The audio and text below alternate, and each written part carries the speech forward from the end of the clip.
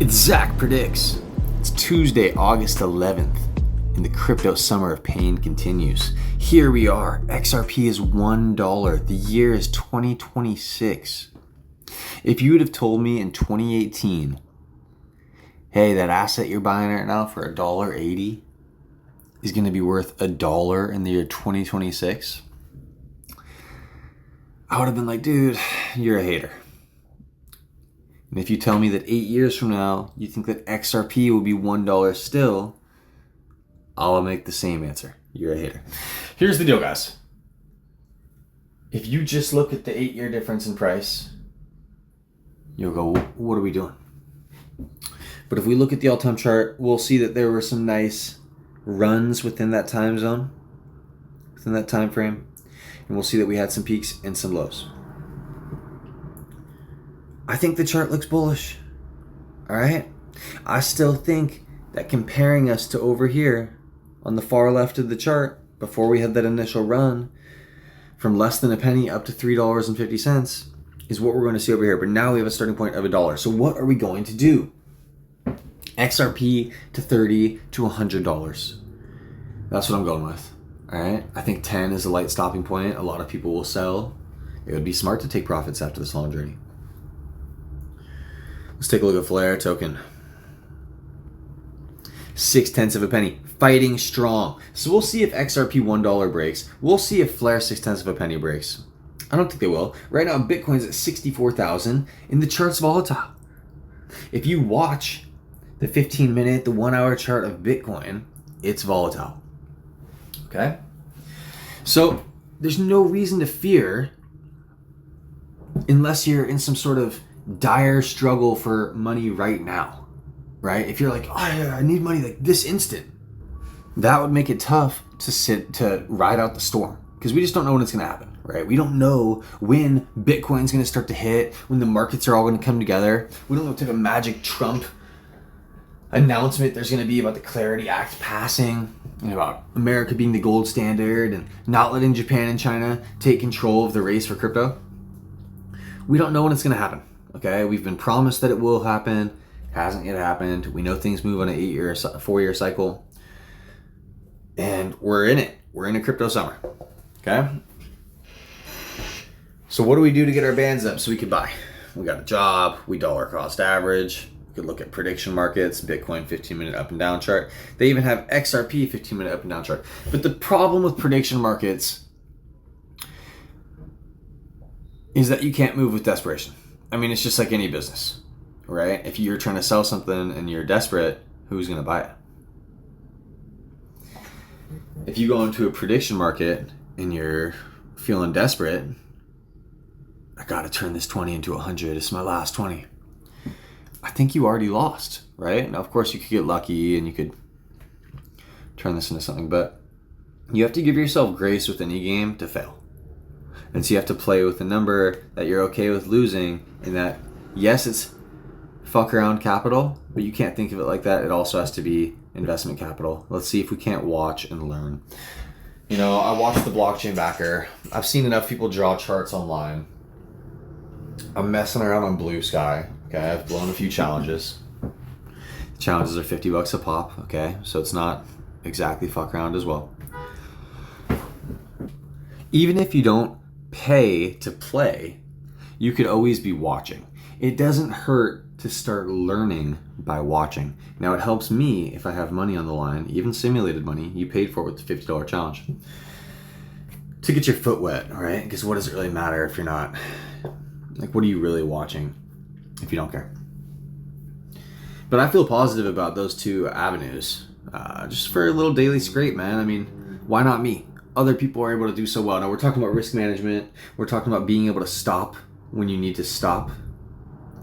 But I believe that I'm a person who can make things happen. Now, I want to move subjects, all right? I want to move subjects. XRPMusic. This is a site that I built.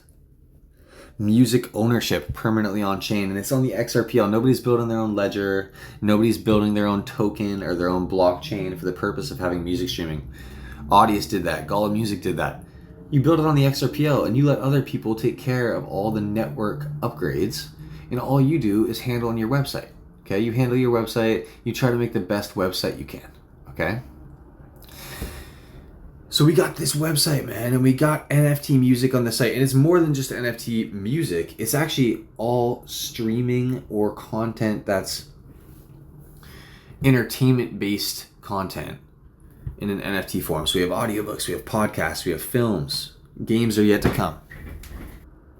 But we have this site, okay? And when Gala Music shut down, I created the site and I hit up every single person in Gala Music. I said, guys, I made all these YouTube videos about Gala Music. I'm a community member. I owned a lot of NFTs. There's no reason this should have shut down besides the fact that they spent too much money on the blockchain aspect of the whole thing and the upkeep of the token, because you had to keep adding money to the liquidity pool and they kept paying people in the token. We created XRP Music to simply be a place where artists could upload their songs as NFTs to the XRPL and sell them. Simple, right? And it's an NFT on the XRPL, so you can take your NFT to XRP Cafe and you can resell it there. You could take your NFT that you bought on XRP Cafe and you could put it in a playlist and stream it here. The thing about XRP Cafe is it's not primarily a music streaming platform. This is a music streaming platform, okay? And the latest artist to join the site is named Jire. And Jire was a Gala Music artist. And Jire has now joined us on XRP Music as of yesterday. And he dropped a 2-song EP called Prayer. Call God and Prayer. The full album's 15 XRP. You could buy each track for 10 XRP a piece. I'm so glad he joined the site, okay? Since Gala Music, he's been pushing NFTs. NFT music. To be in the space, to be hopeful, to be optimistic, to be creating. It's admirable. Alright? And it's good music. It is. Anybody can create a song with the likes of Suno, but you know what? I'll say it as somebody who's made a bunch of Suno music. It has a sound to it. Real music has a much better sound to it. XRP Music. I want to play you guys some of this guy's song. Let's listen to it a little bit, alright? I thought this was groovy, seriously. This is Call God. I'm a good boy, normal, and I don't like wahala. Some they try to they put me for ground. I dey do it normal, cause I dey vibe with another pattern. Igboro, I be living for life. Kemisha, my bolo, go call me, I'm not involved. Kemisha, my jailo, my shailo. If you get the problem, call God. If you get the business, call me.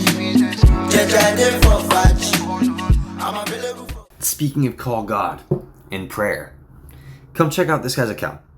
Digi Babylon Bank. He goes by a reluctant disciple. Now I want to talk to you guys about what he made, okay? He made a book.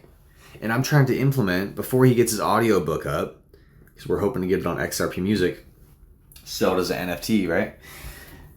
I'd like to get like an Audible style book flipping going as well, right? So you could have digital ebooks that you could read and they could be NFTs.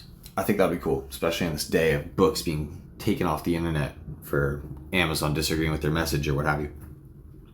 But let's read this, okay? Let's read the back cover from Digi Babylon. He says, a scripture-grounded field guide to stewarding crypto, AI, and truth. The book is called Proof of Faith, and it was written for everyone who senses the world as rapidly reconstructing financially, technology, and spiritually, and want to respond with discernment instead of fear. In a time of propaganda, unstable money, and confusing crypto speculation, this book confronts a hard reality. God's people are being moved onto new digital rails without a map. Written by a former public defender who left his legal career over conscience, the book weaves together faith, the people's convoy, blockchain infrastructure, biblical stewardship through testimony, biblical framing, and documented case file evidence.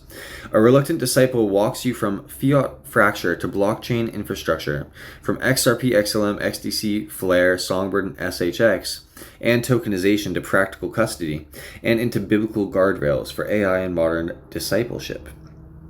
The result is rare, a spiritual wake-up call and clear roadmap to the modern digital economy, drawn from the author's unlikely journey, building a crypto bank and a crypto ministry. Ignore the shift and you will be unprepared economically and spiritually. Engage with discernment and walk away equipped to steward wisely. Test everything and pursue kingdom first obedience in the digital age. So I'm sorry. The book is called A Reluctant Disciple. Okay? Let me double check. No, I was right. The book is called Proof of Faith. A Reluctant Disciple is the author. That's right. That's the guy's name. He wrote the book on X. He hit me up and told me about the book. How else do you know about things if you don't tell people about things? So here am I telling you.